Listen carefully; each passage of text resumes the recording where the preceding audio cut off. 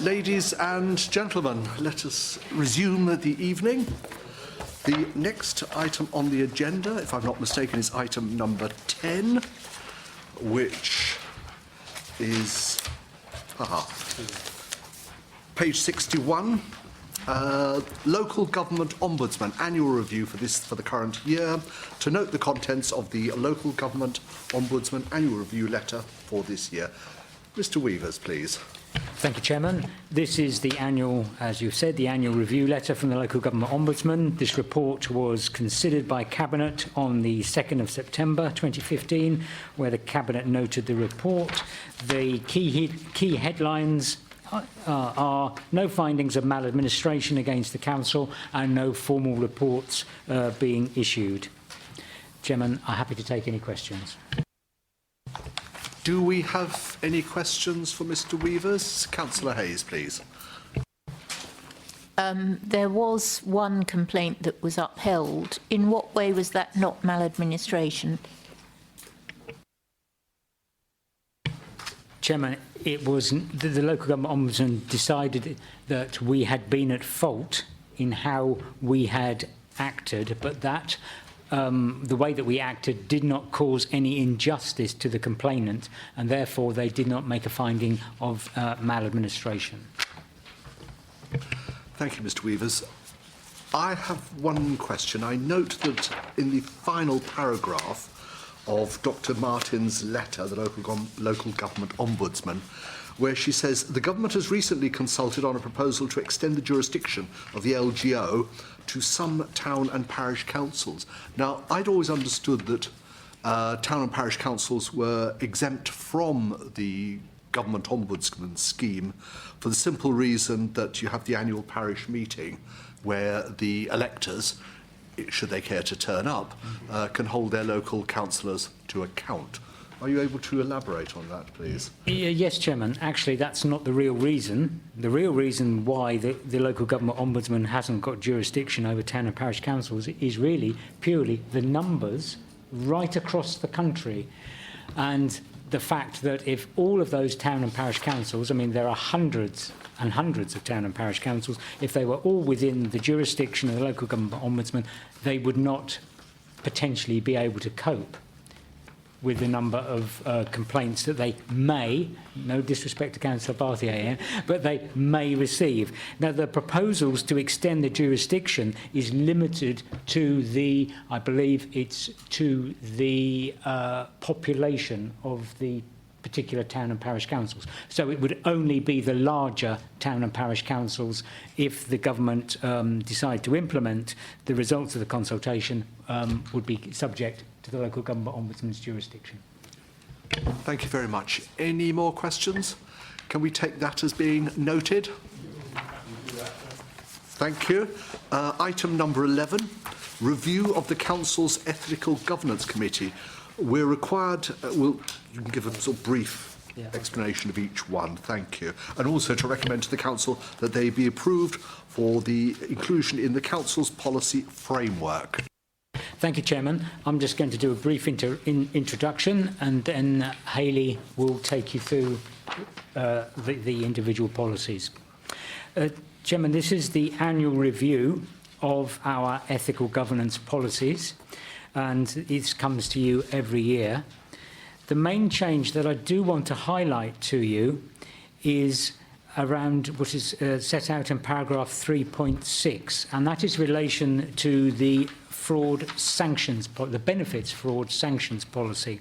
Now, up to last year, we always had a sanctions policy which came within the suite of governance policies, but with effect from the 1st of October this year, the statutory responsibility for investigating and prosecuting housing benefit fraud cases, together with the staff, transferred from the Council to the Department of Work and Pensions. And so accordingly, as we no longer have responsibility for pursuing benefit fraud, we no longer require a sanctions policy.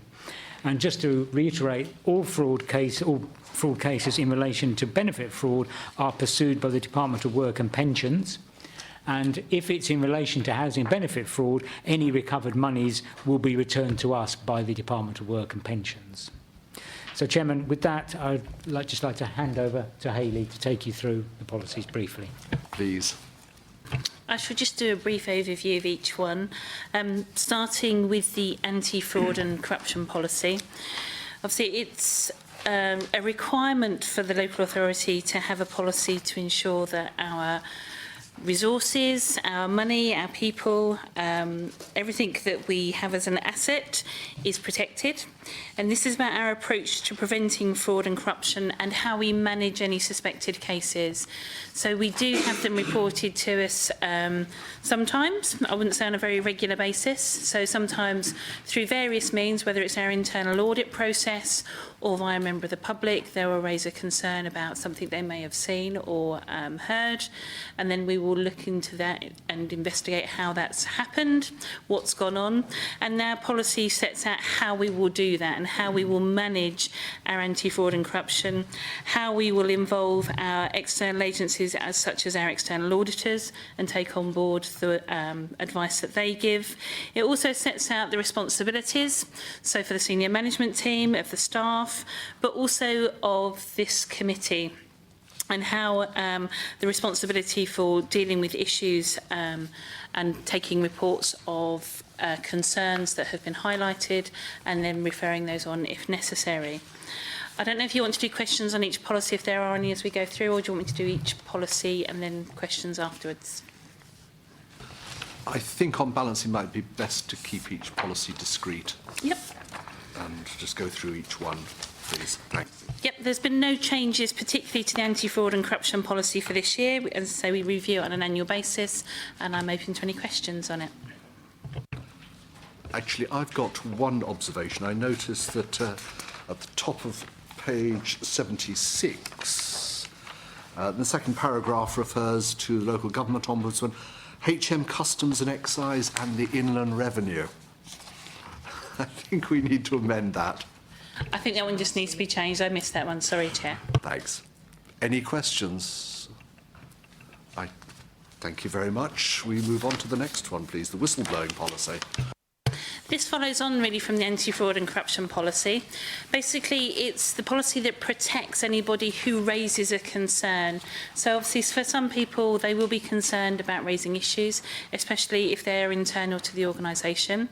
So we have a policy that protects people who have a genuine concern that they want to raise, and it makes sure that they can do that in an environment where they are not going to be penalised later on for doing that, and it covers all of our staff, our contractors, members of the public and any interested parties.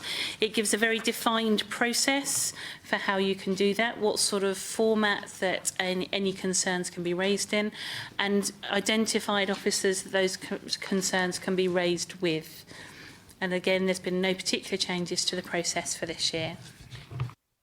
Thank you very much. Any questions? Councillor Higgins. So this isn't really about the process, but I was just wondering how often the process is called upon, say in the course of the last year or two. We have very limited numbers, so we keep a record of our whistleblowing reports, and I think it's fair to say in the last year we probably had 2, and both of those were investigated and no further action was taken. There were found to be, there were genuine concerns, but actually when we've investigated those concerns, there were genuine reasons for those transactions having taken place. Thank you. Councillor Cope, please. Page 6, paragraph 7, how the matter can be taken further. This policy is intended to provide you with an avenue to raise concerns. You is a member of staff, right? That's what you means. You can cover anybody. It's anybody who feels they want to raise a concern. So in the policy, we've identified the fact that the policy doesn't just relate to staff. The policy is available on our website, so any member of the public can have a look at that policy and will then be covered by it. I think possibly that could be made more clear who, quote, you, unquote, is in that context, or maybe it's clarified elsewhere and I haven't caught up with that, which I accept is possible. But I notice we are on the list, the Council's Governance Committee. Presumably that'll be in our training as to how to proceed when someone comes to us with such a complaint about matters. It's It's unusual for a complaint to be brought directly to you as a committee. Normally it would come through the officer route by one of the nominated officers in there. However, in extreme circumstances, it can be brought to the committee directly. But yes, that's covered under the, if you like, standards training. Has it ever happened? No, we've never had an instance where it's been brought direct to the committee. Thank you. Audience participation increases. Councillor Willets, please. Yes, Chairman. I mean, the words that are written in this policy are ideal and sort of show us as an exemplary authority in crafting this particular policy. But we have heard reports, and one looks perhaps in the direction of the National Health Service, where they have similar policies worded in similar ways, yet it is known, whatever that means, or the media reports that it is known that anyone who actually blows the whistle, their career is effectively ended. So with those sort of experiences fresh in our mind, are the safeguards for the individual who may blow the whistle and cause a certain amount of embarrassment sufficiently strong, and are they recorded in a manner which shows that they are sufficiently strong? I don't really know what the datum is. Clearly, it's a sort of answer which you need from a sort of a professional in the sort of Haley's area, but it's just a worrying concern that I have. With any instances of whistleblowing, any concerns that are raised that we class as a whistleblowing concern are actually managed by the monitoring officer and myself. We would look at those concerns and we would triage it and decide who the most appropriate person to do the full investigation would be. If it's a whistleblowing issue that is likely to have some merit, the investigation will be conducted by the monitoring officer or by myself, and at all times we would be dealing with the person who had blown the whistle. We would be dealing with them very clearly and saying we will keep their anonymity if that's what they require. However, we'll be making it clear that if we need to take an investigation further and we need to do a hearing, then we may have to produce their details, but we would do nothing without their consent. If they're a member of staff, their managers aren't told, their head of service isn't told, unless it is necessary as part of the investigation and only after we have spoken with that person. And Andrew and I are very clear that those people are protected from any sort of comeback later on if their allegation is a genuine allegation and they have a genuine reason for raising it. I can't comment on what other managers do, but how we deal with a whistleblowing issue is very clear and actually is dealt with by a very limited number of people, and only that those people that need to know the details actually are told about what's going on.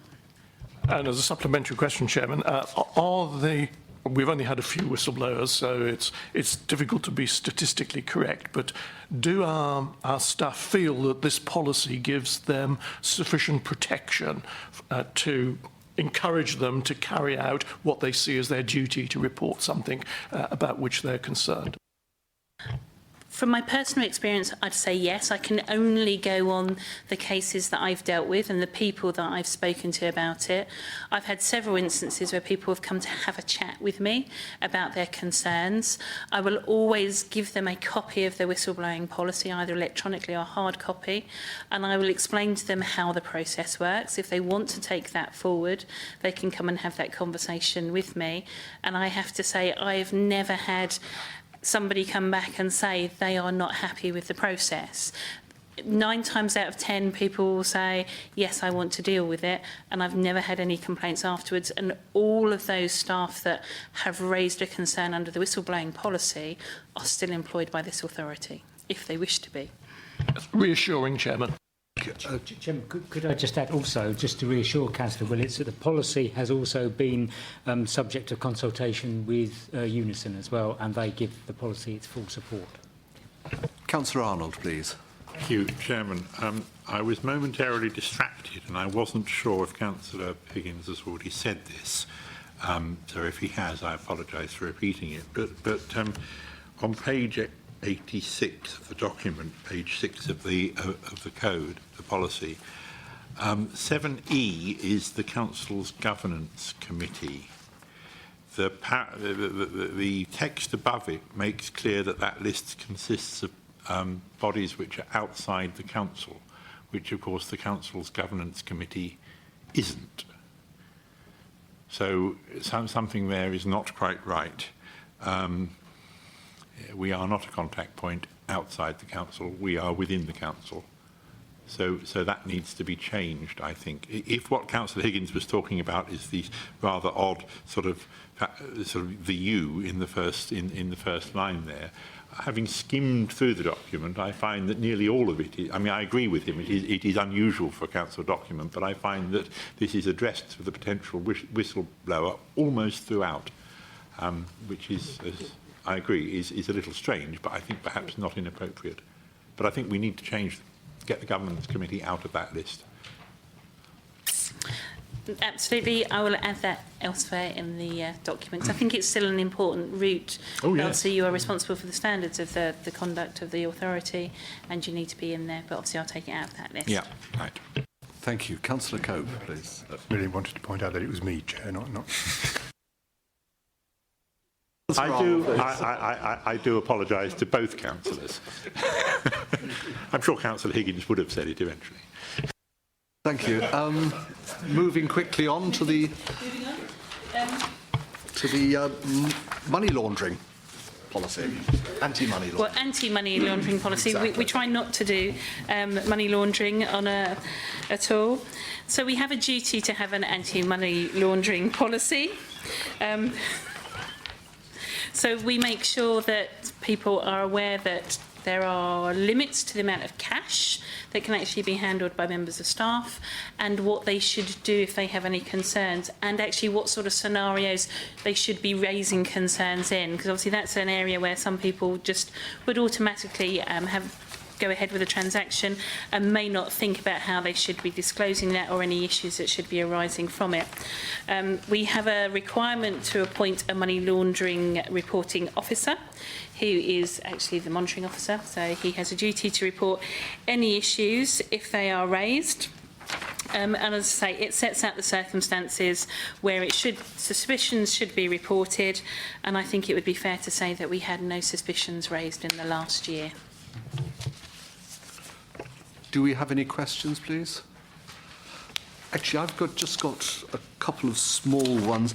Is there a financial limit above which bells start to ring and reporting must take place? Yes, there is. There is, and I'm desperately trying to find it, and I've got a feeling it's £5,000 Thank you. for a cash transaction. Thank you. I mean, I'm familiar with, I think I asked this last year, actually, but I'll ask it again this year. I'm familiar with the way that money laundering or anti-money money laundering policies work vis-à-vis banks, financial institutions, solicitors and people who hold other people's money. How does it operate with the council? Could you give an example, please? An example of where we might be subject to an attempt to launder money. The examples that I can think of that kind of readily spring to mind are purchases of council properties.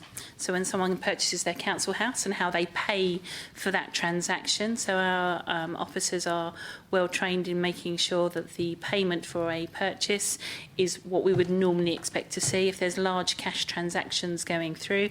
Whilst their solicitor may have a duty for money laundering as well, we have to pick that up.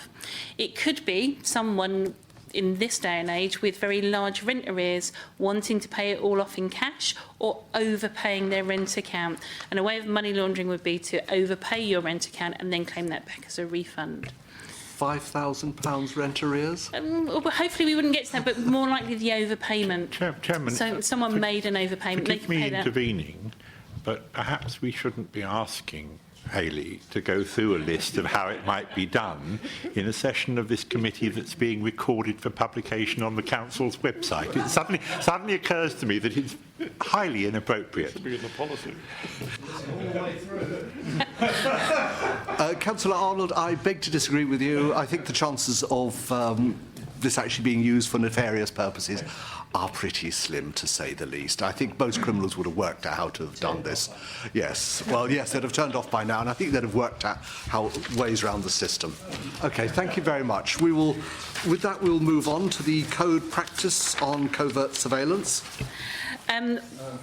We have to have a code of practice on covert surveillance, and we are able to do covert surveillance as opposed to overt surveillance in certain circumstances, but we have to adhere to the guidelines of doing that, because obviously it's about the privacy of the people concerned.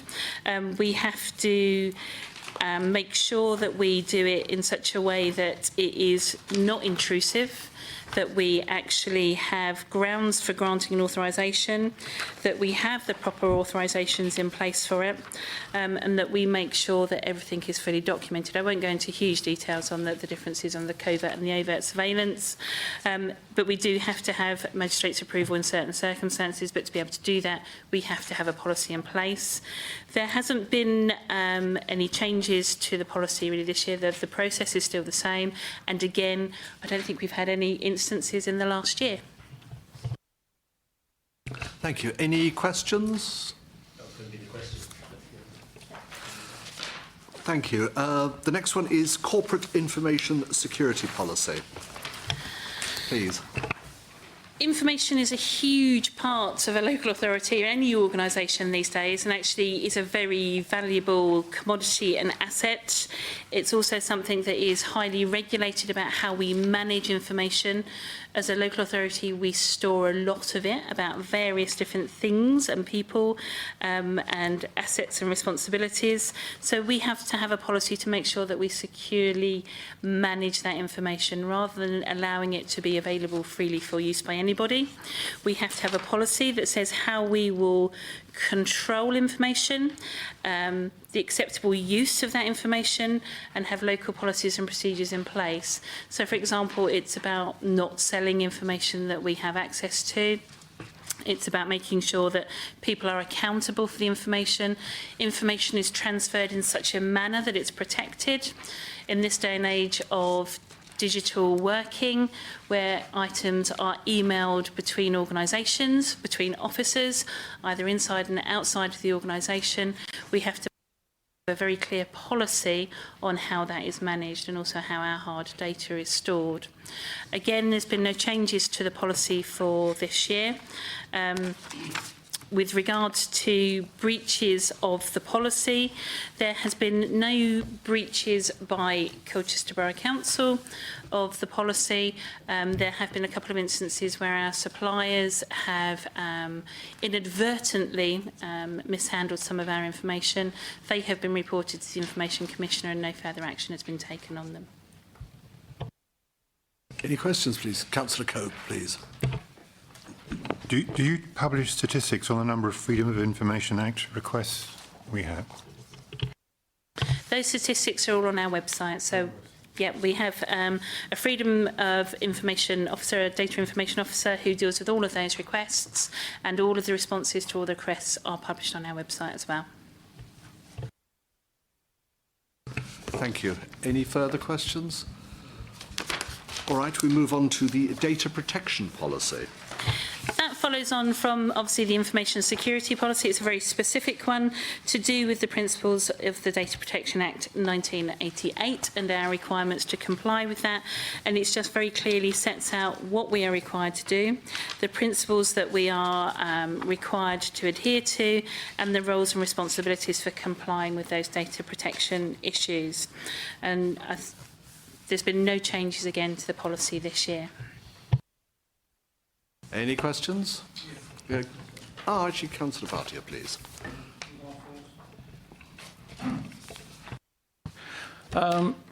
Data protection is a matter very close to my heart. I may be dropping a bombshell, but Colchester Borough Council actually has been in breach of the Data Protection Act. I personally use what is called private email addresses. For my email address, we have a domain name, and my parish council email address is council@ and my domain name. I have other email addresses. Those were primarily introduced for the prevention of fraud. The idea was that anybody using such original and enlightened email addresses such as inquiries, admin, sales, we don't use those, and so therefore anything like that is going to be either spam or fraud. Unfortunately, I haven't taken this up. I'm not making a complaint. Please don't think I am. But Colchester Borough Council actually publishes my email address in full on the website. On my business website, using a simple code, you simply have contact here and you press the button to contact. That is totally transparent to all the web bots and email harvesters which trawl the internet. Because my email address for the parish council, or for council for that matter, is published in full, council@caramel.co.uk, I am now getting literally hundreds of all sorts of both fraudulent and spam emails. The Borough Council could quite easily stop a huge amount of spam by simply putting this code in for the councillor, for argument's sake, for Tiptree Ward, press here.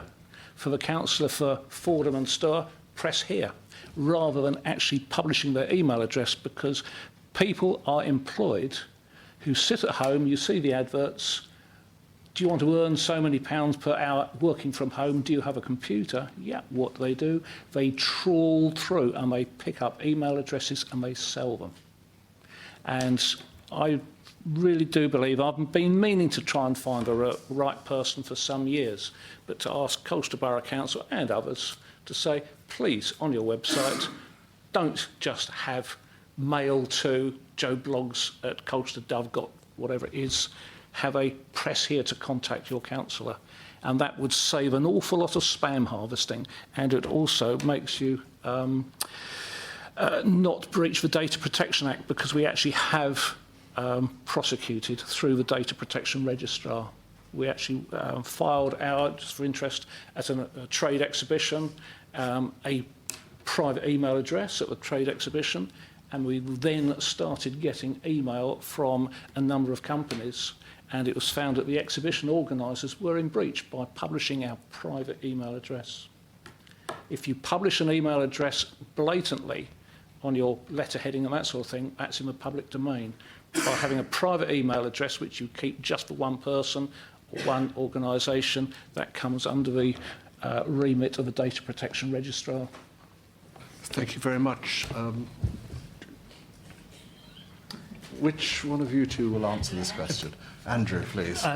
When Councillor Barthier is talking about the email address, are you talking about your parish council email address? That Yeah, is, if you go onto the Colchester Borough... That being published is not a breach of the Data Protection Act. It is a public email account. Yeah. But So I have to be clear there, we're not breaching the Data Protection Act. But I do take your point about perhaps reconfiguring the way that email addresses are displayed, and I think that's something we should take back to our IT department and make them aware of that. So thank you for Can I just add, just as an aside, I have this fixation almost now on internet fraud. Internet fraud accounts for £8 billion in the UK per year, and everybody needs to be vigilant. We collect, it sounds very sad, I know, but every fraudulent email I get, I keep in the forlorn hope that one day somebody may do something about it. It may interest you to know that in the last 3 years, I have collected some 15,000 fraudulent email addresses or email contacts. If I could just to reassure the committee that the council does carry out vigorous testing of its email defences, for want of a better word, and attempts to hack into the council systems, and all our systems are robust and regularly monitored to make sure that we haven't had any breaches into our systems. If I can just make a quick comment, Mr. Chairman, hacking and that sort of thing doesn't come into it. The ones that get through are the innocuous ones, your invoice for flowers we've had, doors, your travel things, the innocuous ones, and they have a ransom virus, for want of a better term, which will lock up your computer, and you'll suddenly find a red box comes up on the screen and says, your computer has been locked. If you want the code to unlock it, you need to phone this number within 3 days with your credit card. And if you don't, people much, much cleverer than I have tried to unlock them, and they are locked permanently. You have lost your data, full stop. That is what is going on now.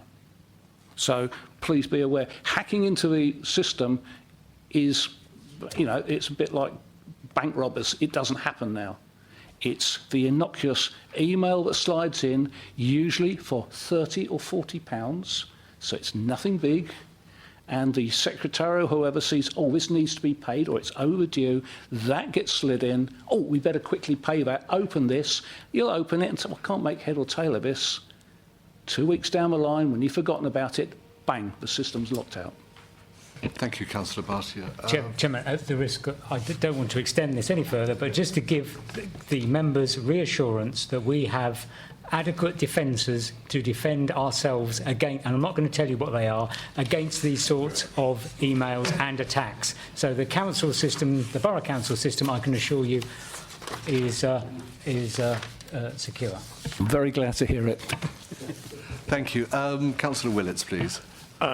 Chairman, just seeking reassurance that my understanding is correct about what is covered by the data protection policy in regard to what's been raised on the email addresses, and it goes back to the Mr. Locker or Councillor Locker issue. In your persona as a private individual, I think you're covered by the Data Protection Act. If you're acting as a councillor, as a member of a corporate body, that is deemed to be business, and my understanding, subject to clarification from the monitoring officer, is that that information is not subject to the Data Protection Act because it's business. The second point, the whole of this policy is pointing at the council as a corporate entity and the council's own protection and compliance with the Data Protection Act of its data. The council actually consists of the currently 60, shortly to be 51 members. That is the council, and nowhere in the policy does it remind members that as the council, the individual councillors, they are certainly subject to the Data Protection Act in regard to any systematic data which they hold about their constituents, and they also should be registered with the Information Commissioner to hold that data. And I feel that there should perhaps be another section on this report dealing with the obligations of councillors as opposed to the corporate body to comply with the data protection policy.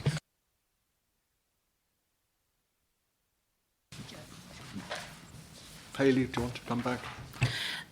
Yes, thank you very much for raising that, Councillor Willits. Obviously, we'll take that back to the Data Protection Officer and have a conversation about the policy and actually make it clear, because there are issues around that, the use of that data, the data that you collect as your role as a member, that is can be personal and sensitive, and actually how you manage that and how you store that. So part of the using the CMIS system is about managing that data and about protecting that data. So some of the storage from a council point of view about the documents that you have that might relate to some of your constituents, about planning applications or sensitive details, is why we use the very secure CMIS system to do that.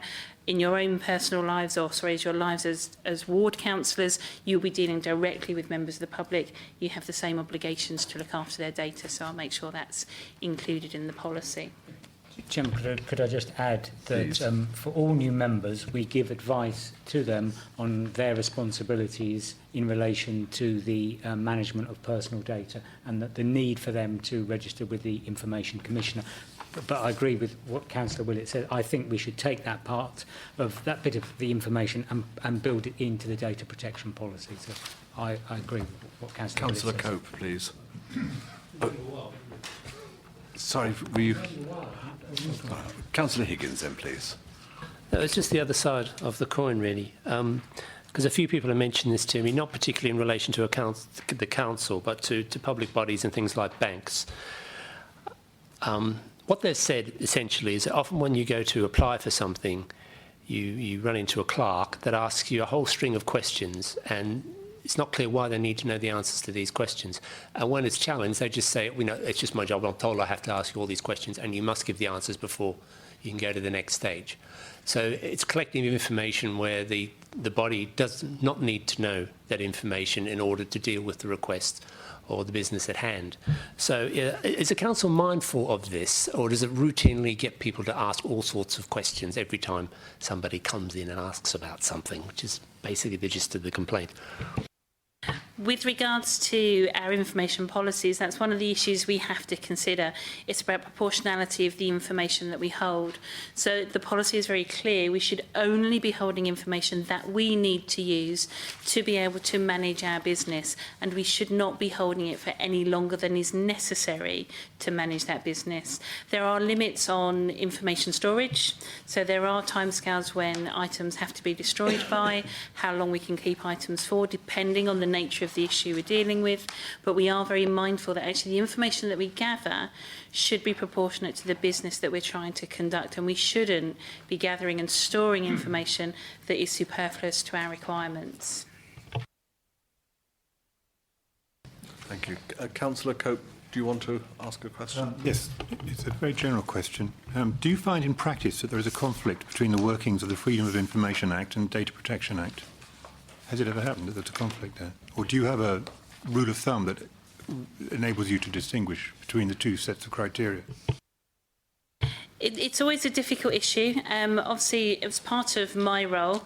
If I give you an example, I get asked lots of freedom of information requests for information regarding insurance claims and about what's happened, who's been able to claim what, how much money's been paid out. And that we get those requests on, as I say, a very regular basis. What we do is we have to balance that requirement to be transparent with the requirement to protect data.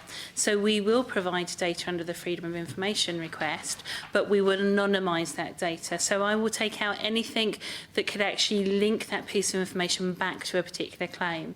And we've never had any challenge to that process. We've made it very clear why we do it.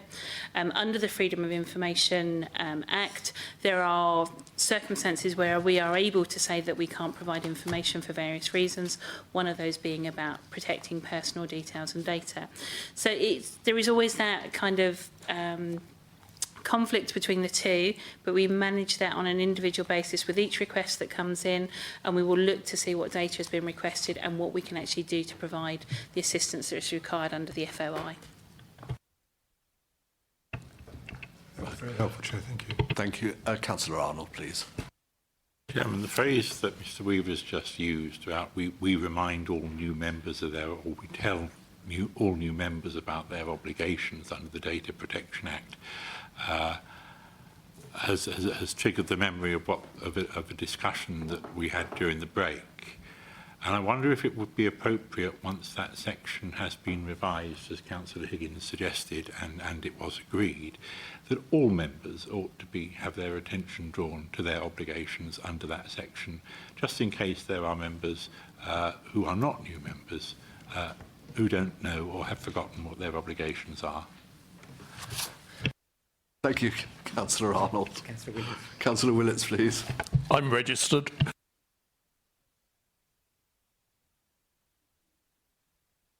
Right, thank you very much. I think we've... Sorry, yes, Hayley, please. Sorry, just one other item to cover. It's not a policy. It's our ethical governance statement for 2015-16. It's a one-page statement that actually sets out, it's on page 123. It sets out the council's stance on ethical governance and how we are committed to maintaining the highest standard of governance, including the elimination of fraud and corruption, and ensuring that all activities are conducted ethically, honestly, openly and accountably so as to protect public money and public safety. And that will be signed off once it's been agreed by this committee, by the Leader of the Council and the Chief Executive to demonstrate that commitment. Thank you. Moving on, item number 12. Chairman, would you like to actually consider the... Sorry, yes, you're right. Recommendations, yes. Page 67. Page 67, yes. Page 67. Well, I take it, shall I put it to a formal vote? That we recommend to the council that they be approved? As per the suggested amendments as well. As per the suggested amendments for inclusion in the council's policy framework. Do we have... I move the recommendation set out in 1.1. And seconded by Councillor Cope. With the amendments? Subject to the amendments. Yes. Yep. Yep. Yep. Yep. Right. All agreed? Yep. That's unanimous. Thank you.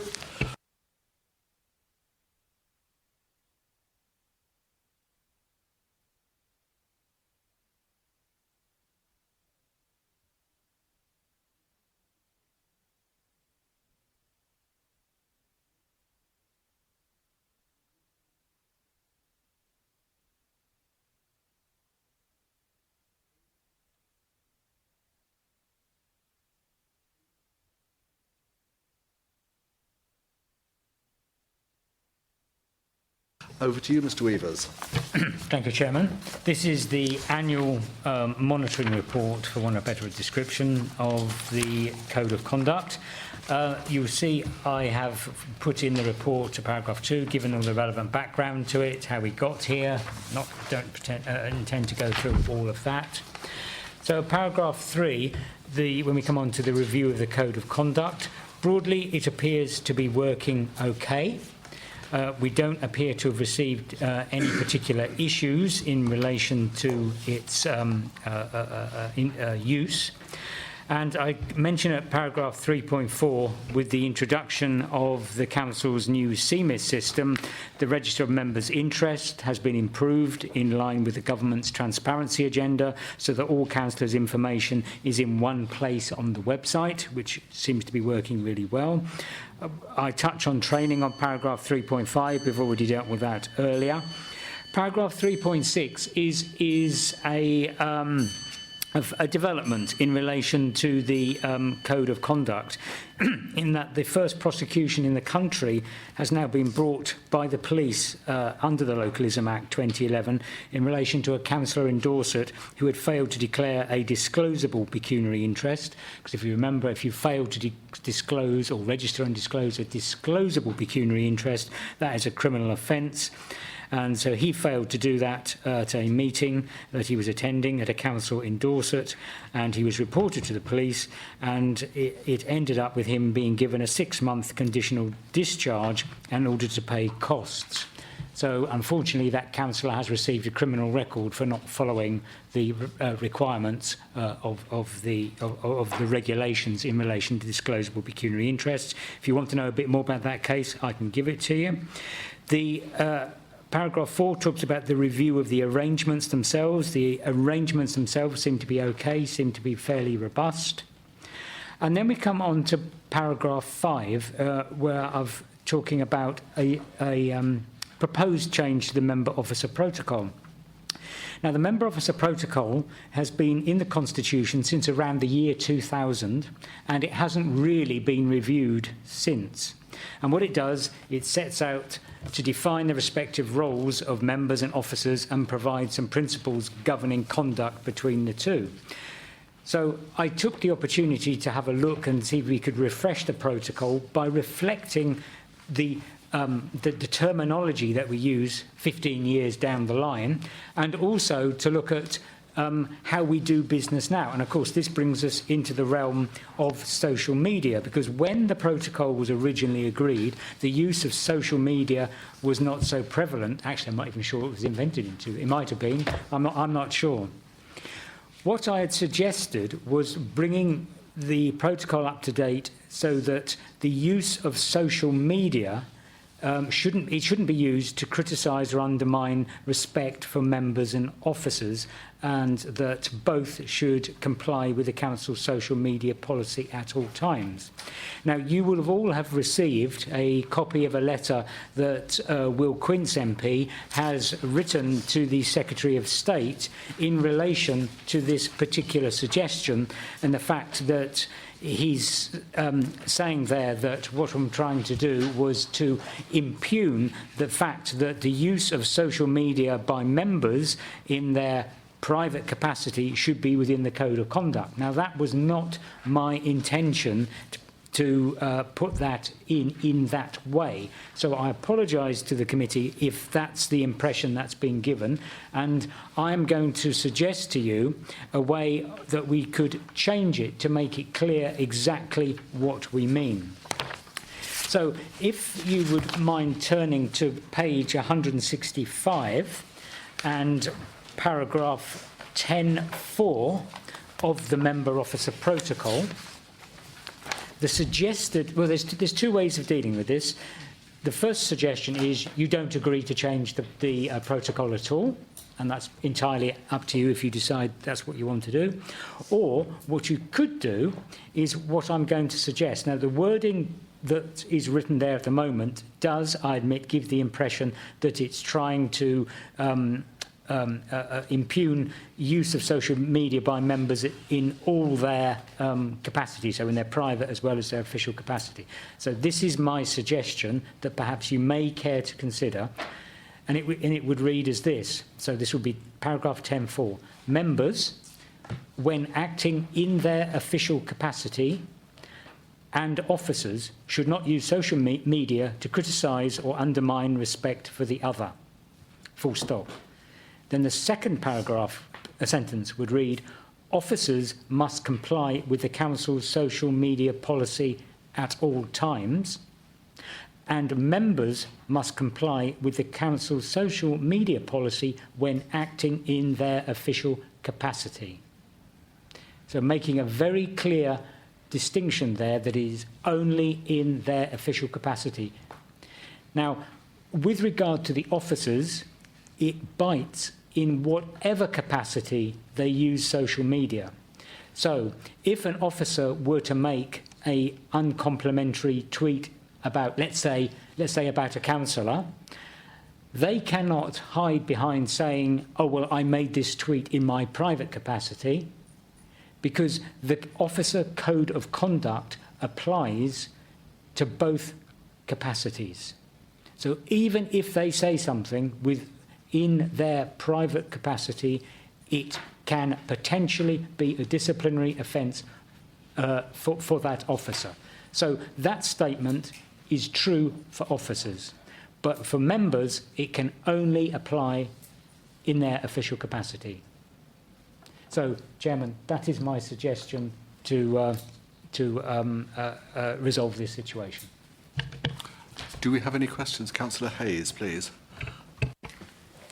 Well, I think this is all very last minute by Councillor Quince MP. I'm just looking at the Nolan principles, which are helpfully set out on page 142, and that repeatedly uses the phrases, for example, under integrity, on all occasions, and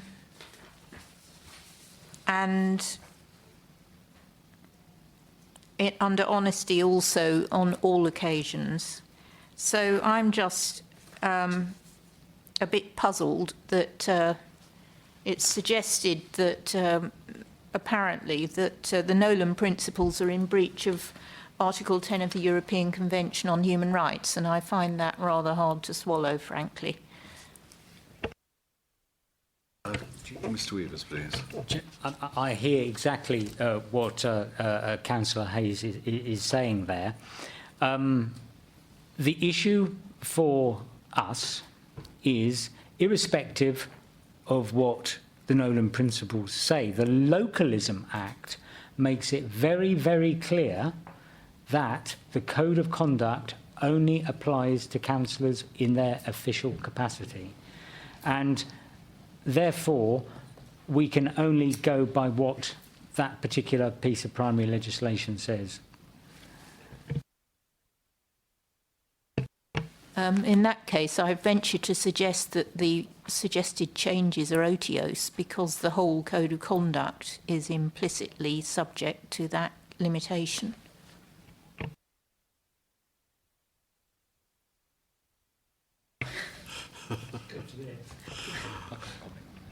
Okay, no comment from Mr. Weavers on that. Unable to comment, I should say. Sorry. Councillor Arnold, please, and then Councillor Cope. Yeah. Assuming that's not going any further, I wanted to discuss another aspect of what had been suggested. I mean, I was broadly comfortable with Mr. Weaver's reworking of what he's written there, but I wonder if it would be even clearer if he dealt with this some rather uncomfortable phrase about criticise or undermine respect for the other by separating that out altogether, because his amendment has made it a rather cumbersome statement. So if it said members when acting in their official capacity should not use social media to criticise or undermine respect for officers, full stop, and then it said officers should not use social media, and so on. You know, actually separating out that sentence would be a great deal clearer than it currently stands. But other than that sort of grammatical pick up, I'm comfortable with the change that's been proposed. Are you happy with it? Thank you. Councillor Cope, please. Thank you very much, Chair. I found myself very much in agreement with what Mr. Weaver said about 10.4. I thought that was helpful. I kind of got a historical question, really. I mean, social media is relatively new. Emails have been around for much longer. Where is the distinction between what would have happened under emails and what happens now under social media? I mean, we shouldn't be slating off officers or whatever it is under emails. Is there a distinction? Has it actually moved forward from then, or is it just an extension of what would have applied under emails anyway? Yes. Thank you. I think the answer is yes. Mrs. Chichi, could you read out the amended 10.4, please, in the light of Councillor Arnold's amendment, so that we do agree on the same thing, we actually know what we're agreeing? My understanding, Chairman, is members, when acting in their official capacity, and officers. We're deleting that bit. Me to do it, Chairman, and so that... Yes, please. Right. Members, when acting in their official capacity, should not use social media to criticise or undermine respect for officers, full stop. Officers should not use social media to criticise or undermine respect for members, full stop. Officers must comply with the Council's social media policy at all times. Members must comply as set out by Mr. Weavers. So it's the first one sentence that I would like split into two. The rest of it stands as per. Yes. Are you happy with that? I think I've got that, Chairman. Okay, thanks. I did want eventually to make another point in relation to the second recommendation on the front of the report, Chairman. But can we hear Councillor Cope first? And then come back to that? I'm just backing up. Thanks. Sorry, the reason why I mentioned emails, should they not be specifically referred to here, or does the word email somehow come under social media? I think actually, as I understand it, emails are private correspondence between parties. Social media is for the whole wide world. But if a councillor using his official email address should say something which would conflict with what we've just heard here, it would not come to the same conclusion. It would be a private matter, and it wouldn't be a public matter, would it? Using his public email address?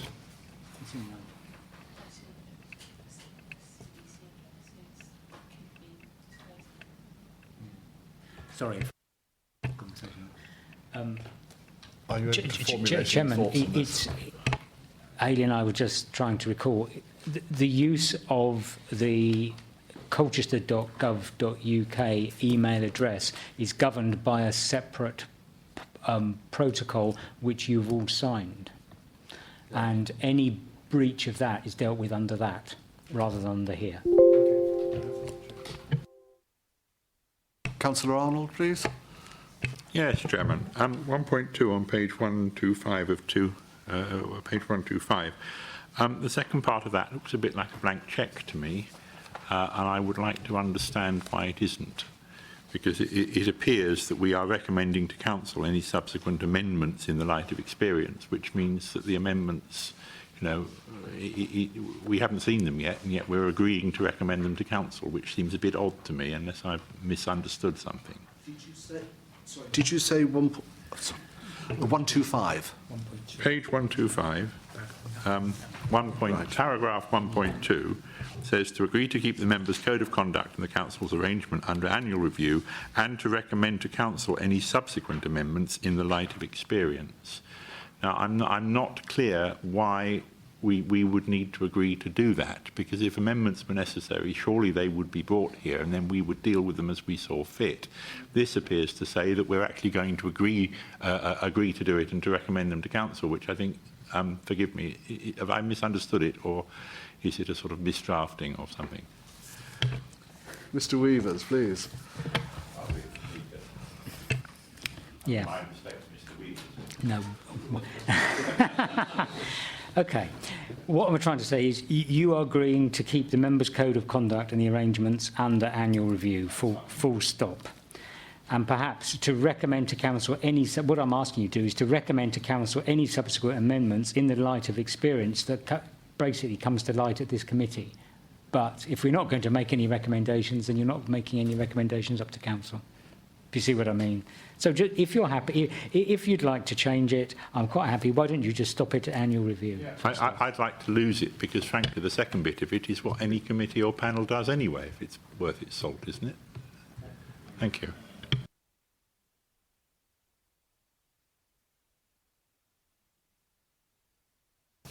Right. Are we happy to note the contents, agree to keep the members' code of conduct under annual review, subject to Councillor Arnold's amendment, and to approve the updated member officer protocol and agree it's...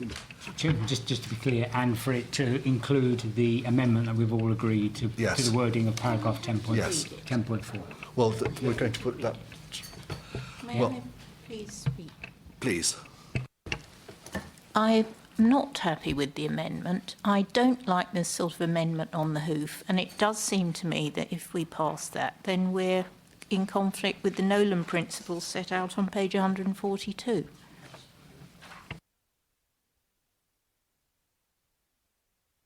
Do other members have a view on that? Councillor Arnold, please. Chairman, my understanding of the explanation we were given is that the Localism Act, which postdates the Nolan Principles, effectively overrides that particular bit of the Nolan Principle, and what we're doing is going with the most recent legislation. I can understand Councillor Hughes' concern. As I say, some of us have been through Nolan and all the rest of it, sort of, and some parts of it are quite unforgettable. But in this case, I think the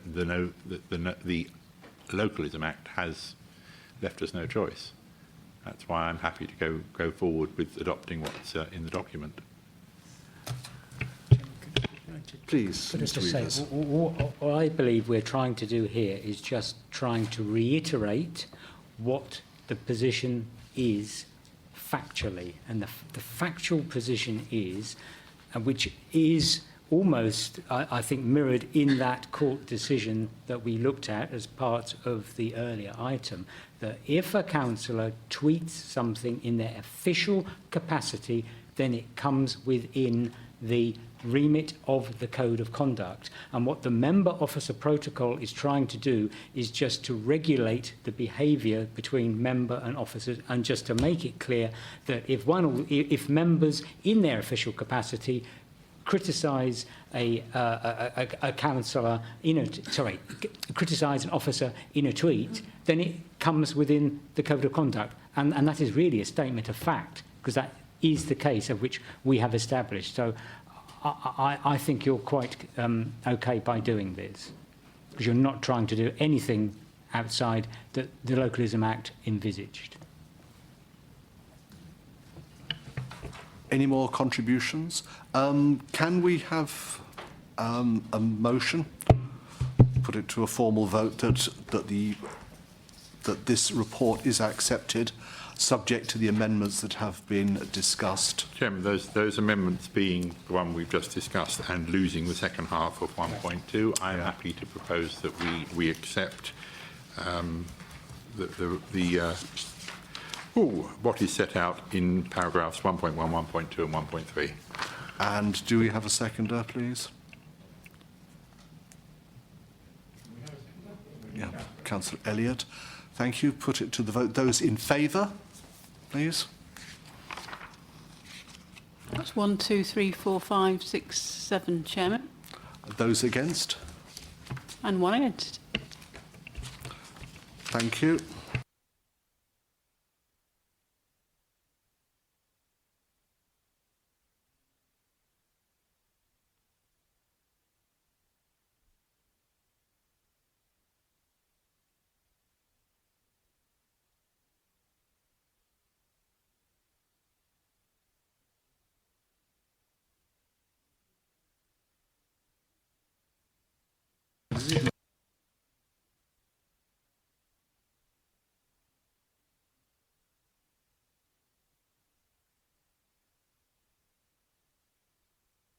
Sorry, Mr. Weavers, please. Chairman, thank you. This is part of the annual review of the Code of Conduct, because the Declaration of Gifts and Hospitality forms part, just to remind members, of their Register of Interests, which are published on the website.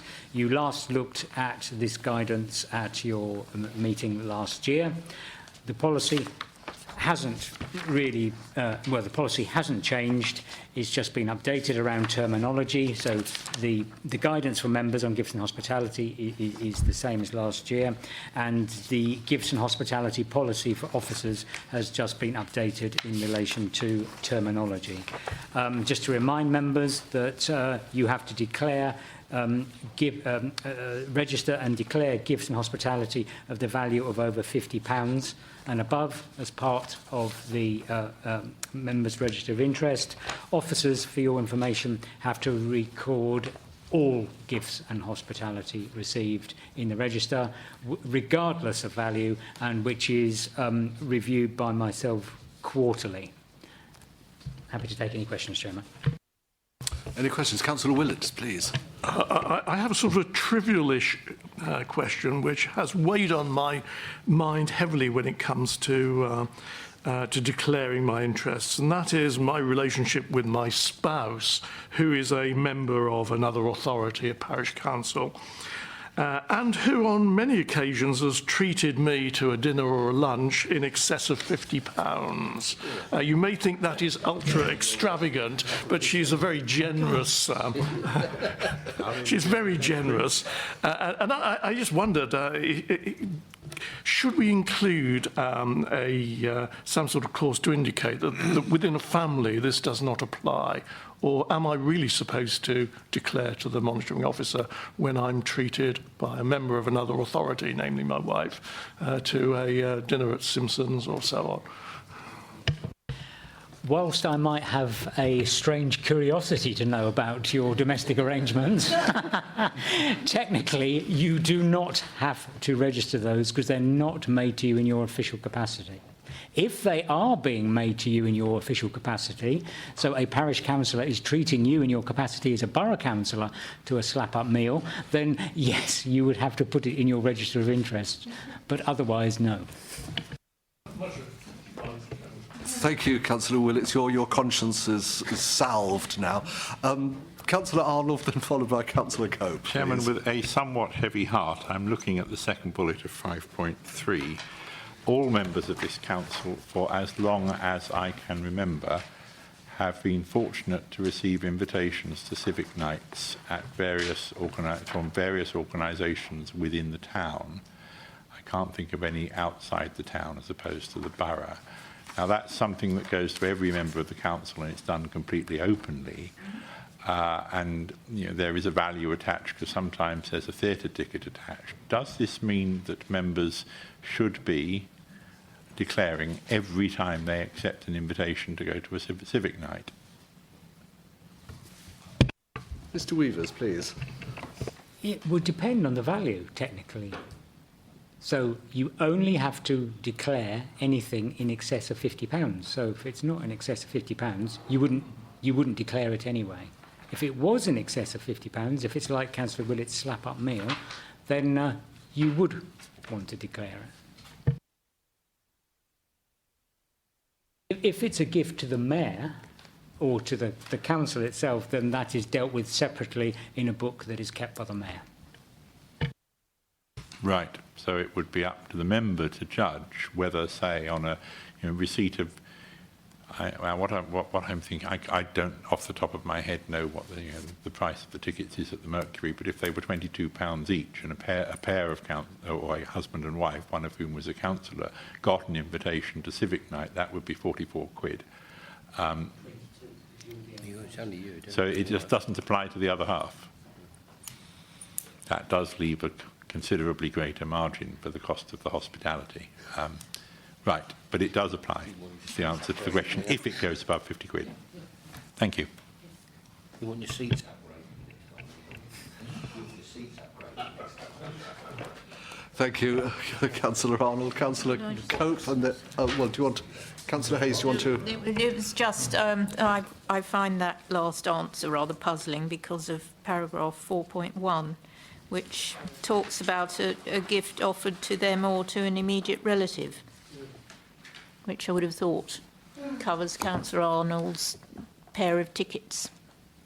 But I'm not in any great panic because when I last looked at the price of the ticket that I got from the Mercury Theatre, I think it would have been £10, but I'm not sure. Thank you for that point of clarification. Councillor Cope, please. Thank you very much, Chair. Councillor Willett's observations made me think of something that was going on in New Zealand when we were there. A Minister of State, who was a woman, went on an official visit to China to perform certain ministerial functions, and she was married to a bigwig in Chinese industry.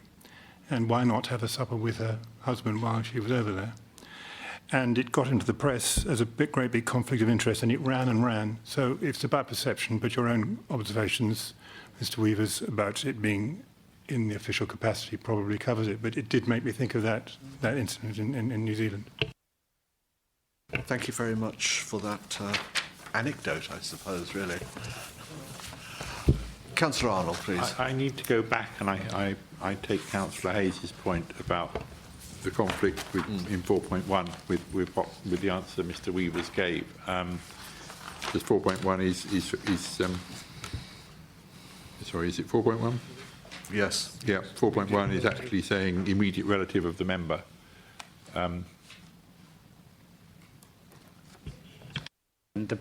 That section talks about by any person who has or may seek to have dealings with the council. So that's envisaging somebody who's trying to offer you an inducement in a particular circumstance. It has been delicately. This might put the culture portfolio holder in an interesting position, Chairman. I don't want to sort of labour this point, nor do I wish to bring civic nights to an end, but I think I would be more comfortable if there was something in this code, because we're just... I may be alone here, I don't know, but it just seems to me that sort of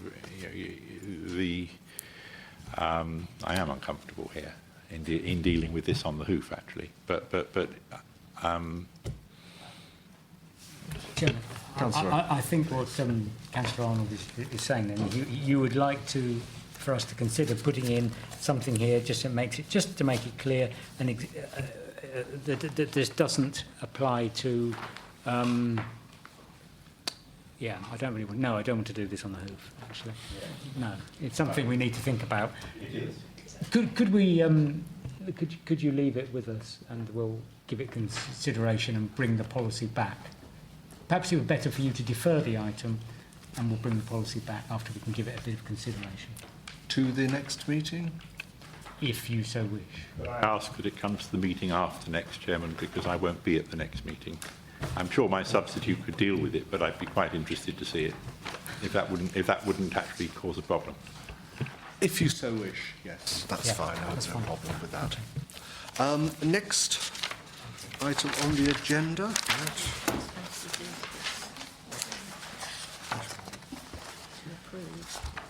Oh, sorry, yes, actually, we are, thank you. We should actually approve that. So, I take it that we are unanimous in approving the guidance for members subject to the amendments made? No. You defer it. Deferring it. Okay. Deferring the item till you have it back. Move that we defer this item, Chairman, until the January meeting of this committee.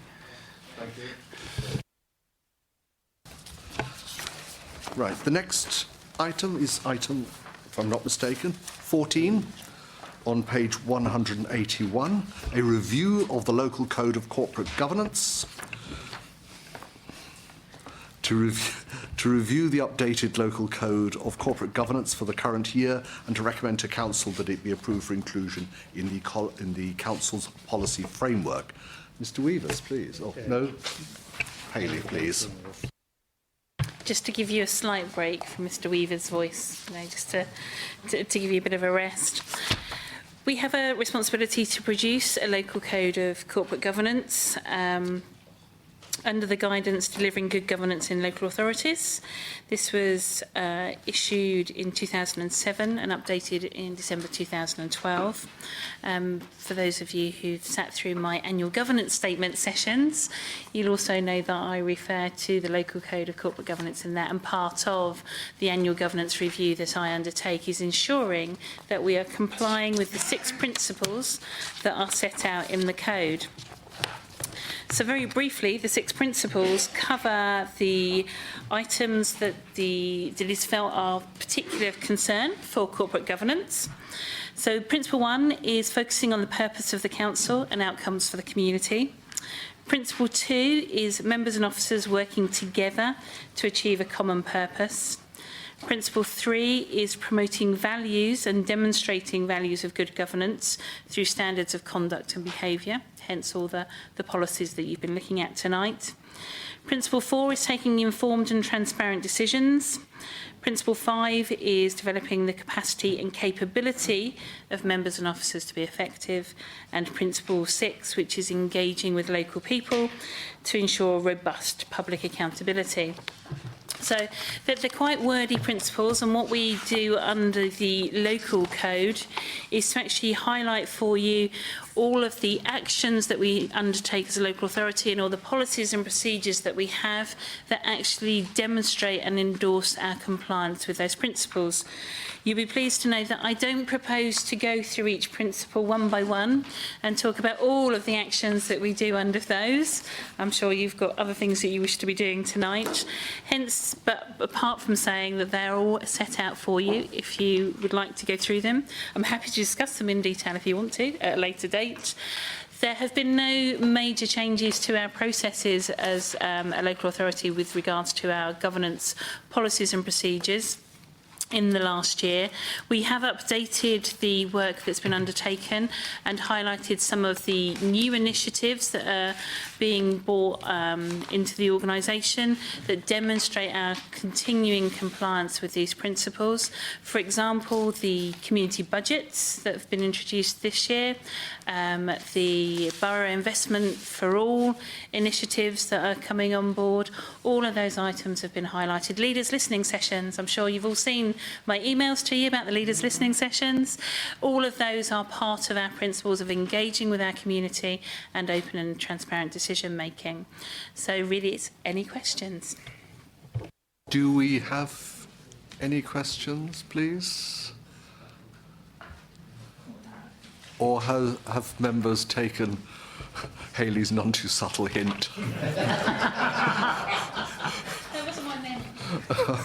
Of course not. Chairman, our officers always give us good advice. We ignore it at our peril. I take it that that is approved as drawn, then. Agreed. We don't need to put it to the vote. And I think, unless I'm mistaken, that concludes the business for this evening's meetings. Chairman, there was just one thing I wanted to mention. Please. I was approached by our shrinking violets that we've chosen to be our independent persons during the break, and asked to let Councillor Willits know that they have both been trained. Thank you, Councillor Arnold. One thing I would take exception to is they are not shrinking violets. They're actually quite leonine in their own sweet way. I'm aware of that, but they clearly thought they weren't up to the task of telling Councillor Willits themselves. It's called diplomacy.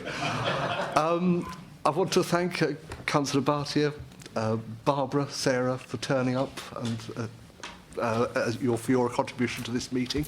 Also to Hayley and also to Amanda and Andrew for their support in this quite lengthy meeting. Thank you very much, everybody, and good night.